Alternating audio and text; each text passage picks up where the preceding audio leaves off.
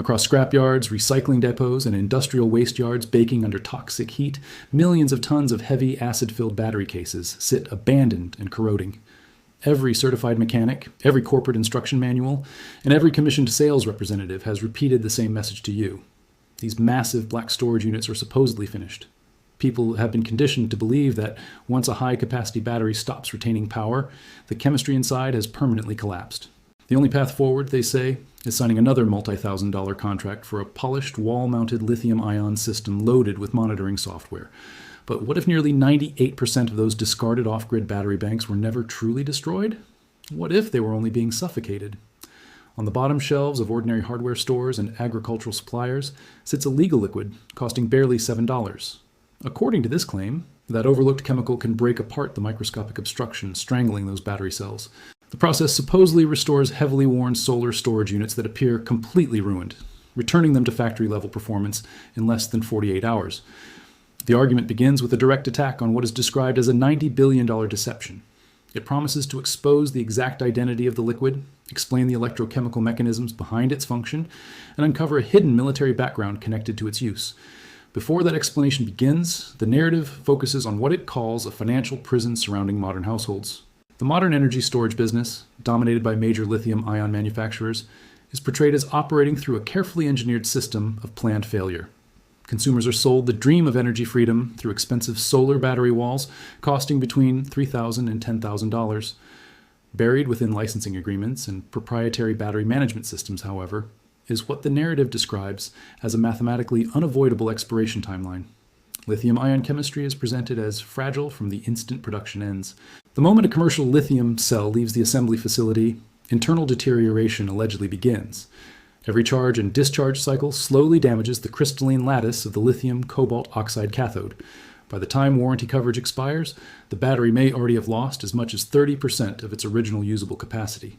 When total failure finally arrives, the system cannot realistically be repaired. It becomes a block of hazardous electronic waste. Manufacturers then step in once more to sell another replacement system. According to this argument, the traditional utility payment has merely been transformed into a new cycle of consumer debt tied directly to the home itself. To protect that business structure, the narrative claims the industry aggressively discredited the deep cycle lead-acid battery, described here as one of the strongest energy storage technologies ever created. Lead-acid systems are criticized as outdated, oversized, and primitive. Their eventual decline in capacity is used as proof that lithium technology is supposedly superior. But the claim argues that this conclusion depends on ignoring one specific piece of chemical reality. A lead-acid battery, it says, does not fail because of age alone. It fails because of a particular condition known as severe crystalline sulfation. A standard deep cycle lead-acid battery, commonly used for large off-grid systems and industrial machinery, operates through a remarkably straightforward electrochemical structure. Inside the outer casing are alternating layers of porous lead and lead dioxide plates submerged within a conductive electrolyte made from distilled water and sulfuric acid. When electrical demand is applied through equipment such as an inverter powering a home, a chemical exchange begins. Sulfuric acid bonds with the lead surfaces, releasing electrons and generating lead sulfate as a byproduct. During recharging through solar panels, the electrical flow reverses direction. Sulfate is pushed away from the plates and returned into the liquid electrolyte. In ideal conditions, the cycle can repeat continuously. Problems begin when batteries remain undercharged for extended periods, sit depleted during long winters, or experience repeated heavy cycling without ever reaching full float voltage. Under those conditions, thermodynamic behavior starts to change. The soft, amorphous lead sulfate coating the plates gradually hardens. Microscopic crystals begin forming. Over time, those crystals connect together, creating a dense white barrier covering the lead surfaces.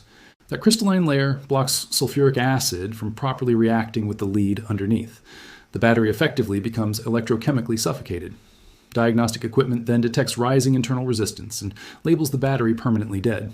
They tell people to discard a 300-pound mass of purified industrial lead simply because its surface has been coated in microscopic sulfate crystals. The comparison is like scrapping an entire combustion engine because the spark plugs became fouled. The claim describes it as deliberate financial destruction carried out on a massive scale. According to this narrative, the military-industrial establishment understood the truth as far back as the harsh mechanical battlefields of the Second World War. During 1943, United States Army logistics units operating across the deserts of North Africa faced a severe equipment crisis. Relentless environmental heat, combined with the enormous electrical demands of transport convoys and field radio systems, caused rapid sulfation inside military batteries. Crystalline buildup formed at accelerated speed. Batteries failed within only weeks. Supply lines crossing the Atlantic were already consumed by ammunition shipments and fuel transport. There was no cargo capacity left for endless deliveries of fragile replacement batteries. Mechanized operations began slowing toward collapse because dead batteries were crippling the advance. Declassified manuals and heavily censored quartermaster records reportedly revealed the deployment of a localized chemical solution engineered by military technicians. The engineers concluded that replacement batteries were unnecessary. The real objective was removing the hardened sulfate barrier itself. They needed a chemical collating agent, a compound capable of locating and binding to crystallized sulfate molecules, then tearing them apart at the atomic level without damaging the lead plates beneath. The solution, they discovered, involved concentrated mineral salts, primarily a hydrated magnesium sulfate compound. Once dissolved into heated, purified water and introduced into the battery cells, the liquid reportedly behaved like a molecular demolition tool. The hardened crystal armor dissolved within hours. Military mechanics would drain the exhausted acid, wash the cells using this mineral solution, then apply a slow generator charge over an extended period. Batteries previously considered completely dead would return to operation at full capacity. After the war ended and consumer automotive markets expanded alongside off-grid battery demand, the narrative claims this restoration process was intentionally buried. If ordinary consumers learned they could continuously recycle batteries using an inexpensive mineral compound, the massive manufacturing economy built around replacements would supposedly collapse. Civilian repair manuals abandoned the restoration method and replaced it with a strict replacement-only doctrine. Yet the chemical principles behind sulfate removal remained unchanged. The same compound allegedly used by military engineers to strip away sulfate buildup can still be found today on the shelves of hardware retailers, farm supply distributors, and local pharmacies. It is commonly marketed as agricultural-grade Epsom salt, or in a more chemically aggressive industrial version, as tetraodium. When high-purity magnesium sulfate hexahydrate is mixed with distilled water, the result is described as a highly reactive ionic solution. A large bulk bag costs roughly $7. The argument then shifts into an economic calculation designed to compare long-term off-grid storage costs. This formula is called the storage parity equation. Economic efficiency equals total capital expenditure divided by the operational lifespan measured in years. rechargeable, the first example, examines a standard lithium-ion installation. Supplying electricity for an average off-grid home requires a 20-kilowatt battery bank.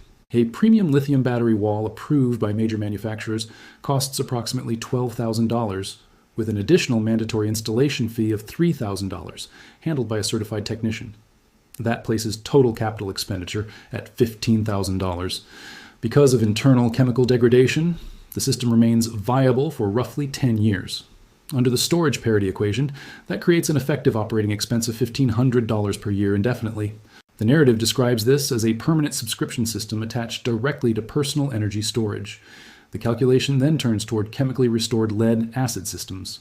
The example centers on an off-grid homesteader living deep within the rugged terrain of the Ozark Mountains. This individual had previously worked as a heavy equipment mechanic and had become completely disillusioned with what he viewed as predatory pricing throughout the solar industry. Instead of purchasing a lithium wall, he drove to a commercial forklift salvage yard. There, he located a massive industrial lead-acid forklift battery. The steel enclosure contained 24 separate 2-volt cells and weighed nearly 2,000 pounds. Magnesium ions bonded aggressively with the sulfate deposits, stripping the dense crystalline armor away from the lead plates and suspending it inside the liquid.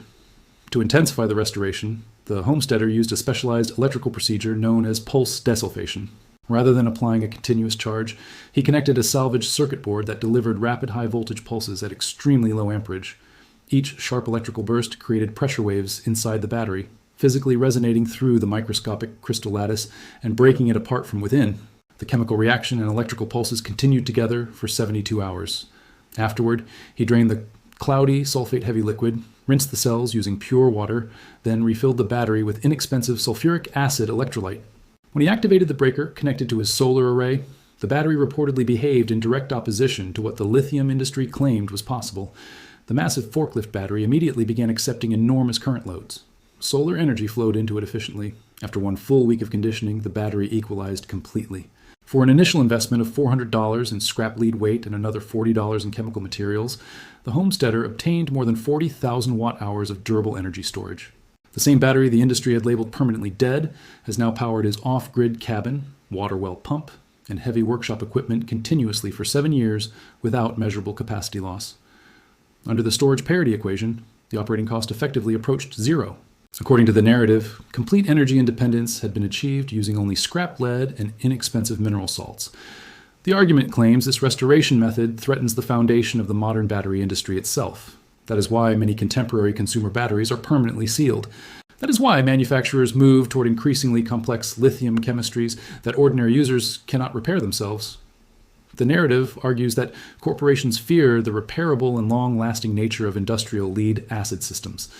A large industrial lead-acid battery is described not as a disposable consumer device, but as a multi-generational energy asset. Essentially, it is a massive block of metal capable of repeated chemical restoration, bypassing the engineered expiration cycle imposed on consumers. The restoration process requires careful precision, but no corporate supervision. Once magnesium sulfate enters the cells, a violent microscopic reaction begins. Bubbling occurs. Hydrogen gas is released as hardened sulfate separates from the plates. Proper ventilation becomes essential, and the corrosive nature of the acids involved must be treated seriously. Yet the process itself remains fundamentally simple chemistry.